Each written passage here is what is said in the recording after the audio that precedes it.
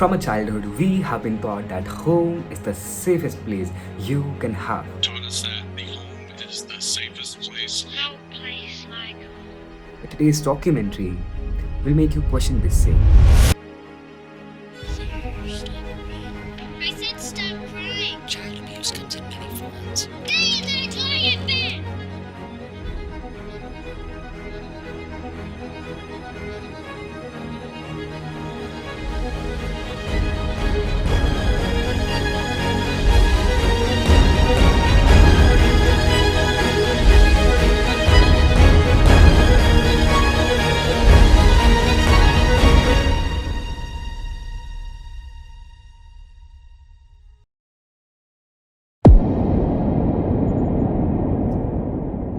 In 2007, the Government of India conducted a study over 12,000 children all over 13 states of India. And it has been the only national study on child abuse ever done in India.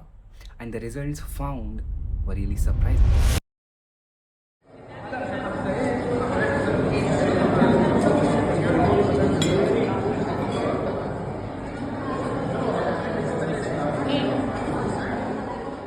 53% of the children were sexually abused, 69% were physically abused, and in 80 to 85% of the cases, the abuser was someone the child already knew, someone already trusted, someone who stayed inside the home. According to the NCRB's most recent data, in the cases of penetrative assault against the children, the abuser was known to be victim in 96% of the reported cases. We told the children that the danger was outside the home. We told them to come to the home. So what exactly were we protecting them from?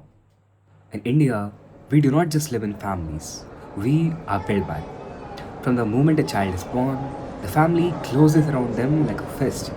Not a threatening one, but a protective. Grandparents, uncles, aunts, cousins sleeping in the same room. Relatives who appear at festivals and disappear after, and reappear again the following year as if they never left. This is what we call home. Not just four walls and a roof, but the people inside it. The smell of someone's cooking, the sound of familiar voices arguing about cricket, the feeling, instinctive, pre-verbal, bone deep, that these people will catch you if you fall. We pass this feeling to our children before they can even name it. And then we give them two lessons that every Indian child knows before they know almost how to name it. The first lesson, to not talk to strangers. And the second lesson, that home is the safest place you can ever have. And they believe that stranger is the danger and home is safe. Because we told them.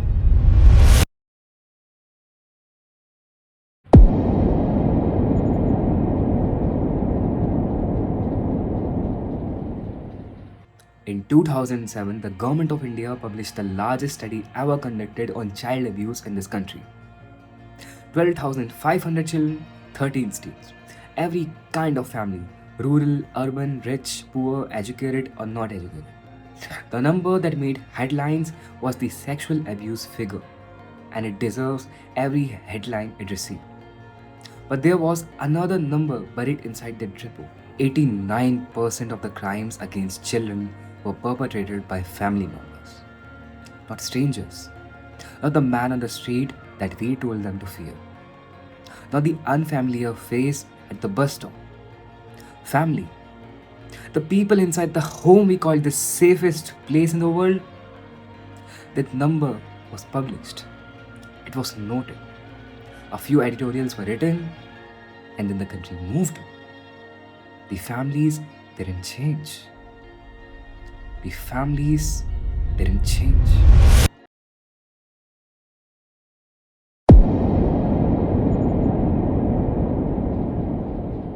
Now I'm going to tell you a real incident based on child abuse in India. This is a real incident.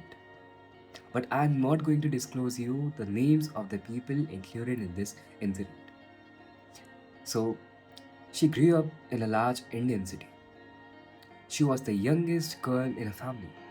5 siblings, a 2-bedroom flat with a terrace, relatives coming and going, a household so full of people and noise and movement that it felt like the warmest place in the world. घर जैसी कोई जगह नहीं. This family completely lived that statement.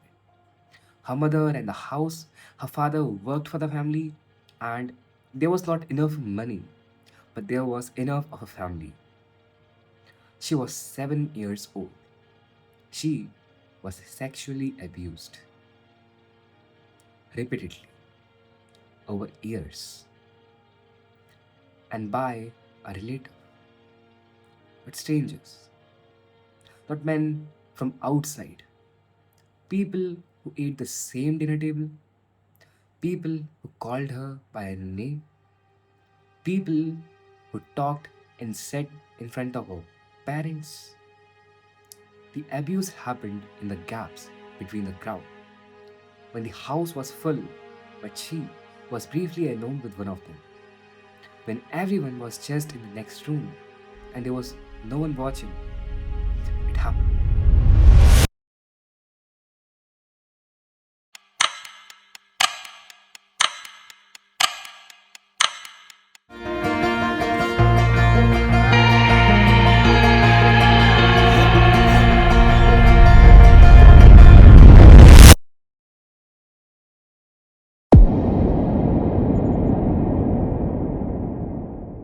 Imagine living in a big joint family, 3 generations under a single roof.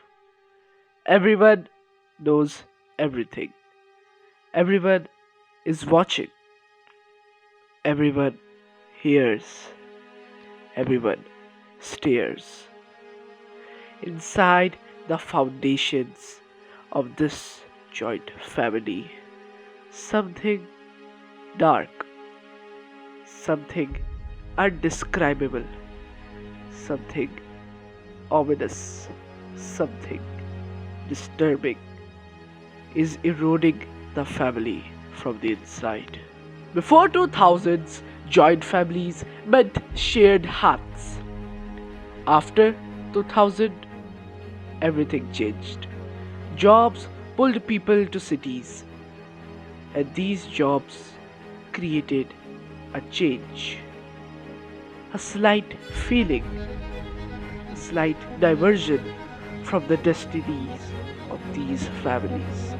JP Singh's 2009 UN paper, Problems of India's Changing Family, documents this exact breakdown: migration, rising conflicts, and the slow death of traditional joint living. In many regions, elders stayed behind. The pressure kept mounting up. Now, the real fractures started to appear. Inheritance disputes tore families apart. Sons got everything. Daughters did not receive a single dime. The ICRW's report on women's property rights in South Asia records countless cases where joint family patriarchs and brothers blocked women from their shares, leading to years of court battles and family silence.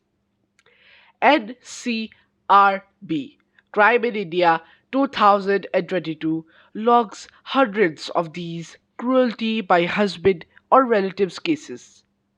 But do you know what's the disturbing part?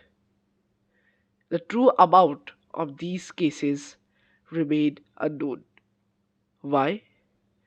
Because many times daughters, mothers, wives are killed brutally because of protecting the so called honor and prestige of these families.